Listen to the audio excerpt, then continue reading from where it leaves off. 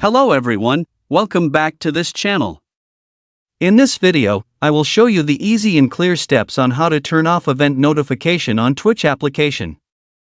So how to turn off event notification on Twitch application?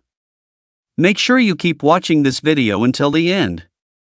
Let's get started right away. Firstly, open the Twitch app on your Android device. This is the initial screen of the Twitch app. Next, tap the settings icon at the top left. And appears like this. Tap notification menu. Tap on mobile. And tap events. So that's it, tutorial how to turn off event notification on Twitch application. Thank you for watching. I hope this video was helpful. See you in the next video.